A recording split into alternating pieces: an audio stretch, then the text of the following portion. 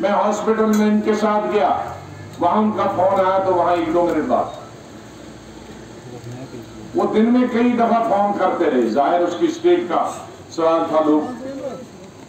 फिर मैं शाम को जब मैंने मनमोहन सिंह जी से 2 हवाई जहाज मंगाए आर्मी फौज, जो मौत जिनकी हुई थी, दूसरे जख्मी हो। फिर जब मैं जहाज में उनको अलविदा करने गया, फिर वो बच्चे मुझसे लिपट गए, मेरे बाप को वापस दे दो।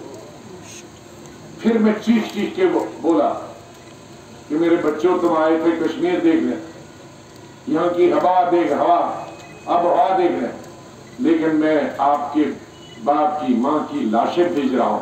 रो रहा था। फिर मोदी साहब का फोन कि भाई आपने सीआफ किया कि नहीं, क्यों उसको रिसीव करना। तो उस रोते रोते उसने मैंने बात की।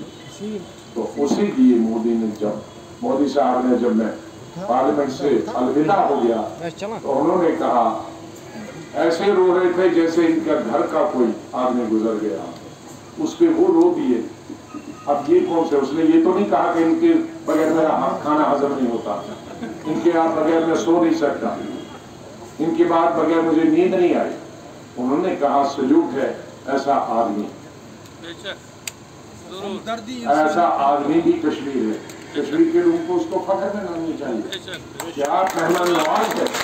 और आपका चीफ मिनिस्टर गुजरात के चीफ प्राइम मिनिस्टर को रोने पे मजबूर किया, यहाँ की हमारी इंसानियत को देख।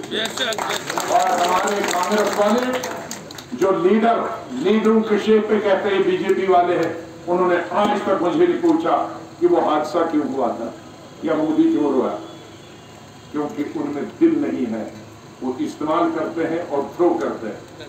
कम से कम अपोजिशन, जिनको मैंने स्कूल के कॉलेज के जमाने से गालियां दी, वो मुझे मेरी इंसानियत की, मेरी ईमानदारी की, मेरी काम की कदर करते हैं। वो सीपीएम वाला हो, बीजेपी वाला हो और कुछ हो, जिसमें खुद इंसानियत नहीं हो हमारी कदर करने के लिए, जिनके लिए हमने खून बहा है, तो कम से कम खुद नहीं करते हो, कोई दूसरा कदर करता है तो उसको खुश हम। आज की इस मीटिंग में मैं माफी चाहूंगा मेरे साथियों को,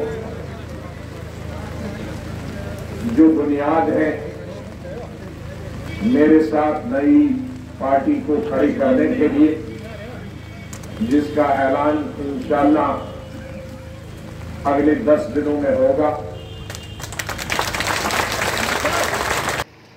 लेकिन जब मैं चीफ मिनिस्टर आया,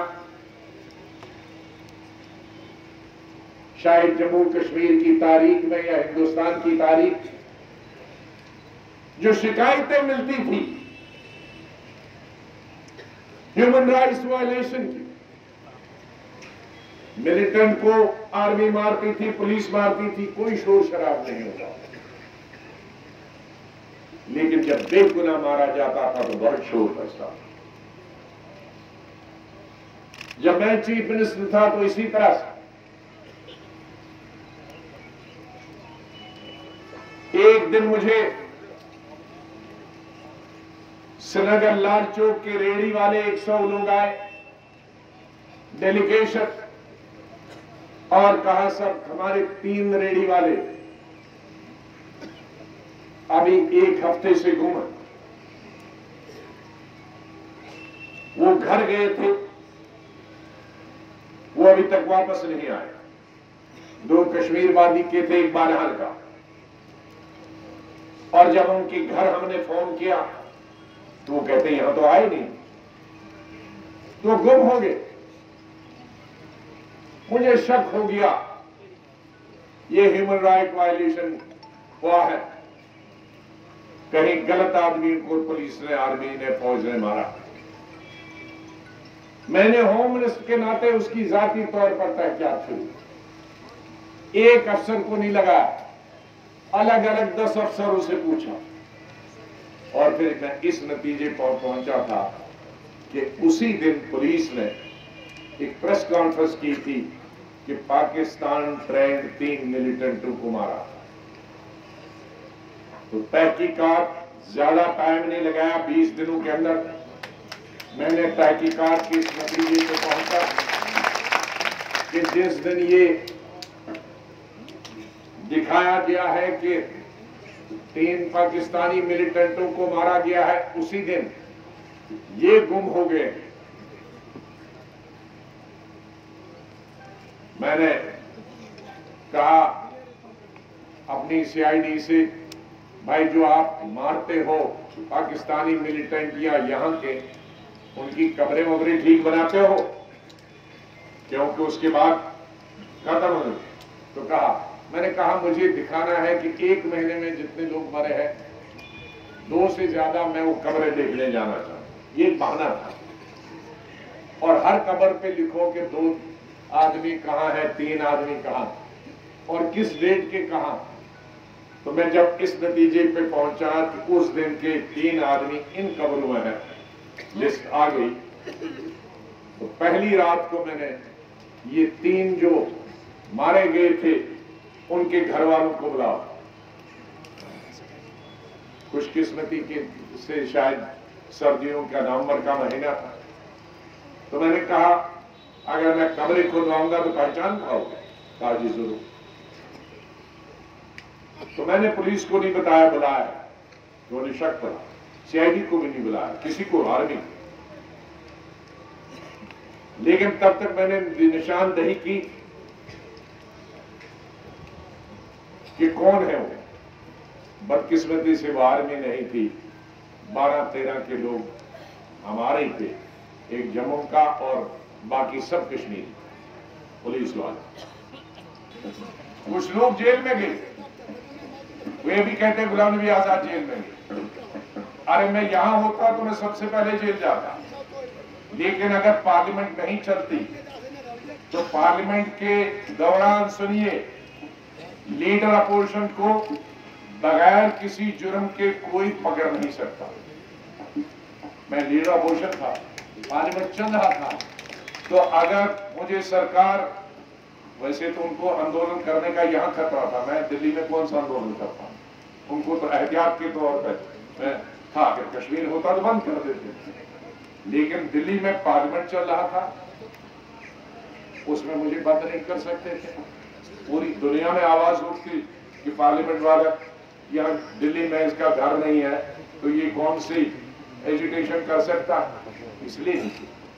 लेकिन मैं रुका नहीं, उस पार्लियामेंट चल रहा था, मैं दिल्ली से कश्मीर आया, एयरपोर्ट पे 5 घंटे न बाहर निकलने दिया, आखिरी फ्लाइट में पैक करके मुझे वापस ले गया।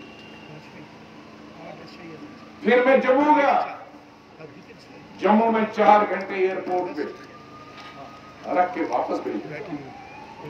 फिर दूसरी दफा मैंने तमाम पार्टी के लीडरों को जमा किया और राहुल गांधी को मैंने कहा कि मैं एक पार्लियामेंट्री डेलीगेशन जम्मू कश्मीर ले रहा हूं, आप भी आए।